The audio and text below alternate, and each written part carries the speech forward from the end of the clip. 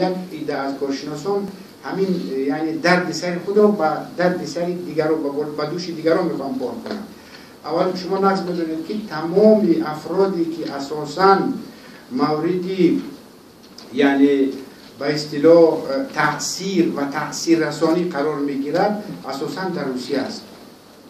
یعنی تمام آن شهروندان تاجیکستانی که به همون سوریه و ترکیه سفر میکنند و با همین دیش یک جا میشوند، اینا حدود 80%شون از طریق روسیه صورت میگیرند، برای اینکه این سرهای اصلی که در روسیه فعالیت میکنند اساساً این سرهای قفقازی هستند و زبان روسی با اینها صحبت میکنند.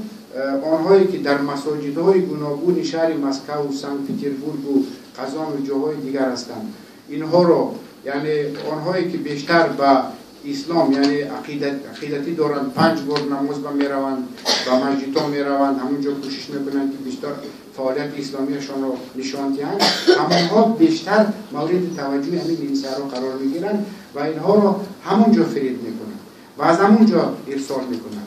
یعنی از اینجا معلوم میشه که سیاست‌های ژئوپلیتیکی در این منطقه شده است خیلی خطرناک است و اساساً از طریق همین کشورها متاسفانه فریب و نیرنگ و جلب کردن جوانای ما به اون طرف رفته ایستاده است. از تاجیکستان اگر بسیار شود تعدادشون ممکن 10% هم نیست، مثل اینکه از روسیه میروند 10% هم نیست. و آنهایی که از افغانستان وارد میشن اگر خیلی پنهانی وارد شوند آنها زود معلوم میشن، برای اینکه اگر از طریق افغانستان کسی وارد شود تحت نظارت است. سرحد اگر چند 1400 کیلومتر هم باشد همون بیگانه که وارد شد در را معلوم میشود.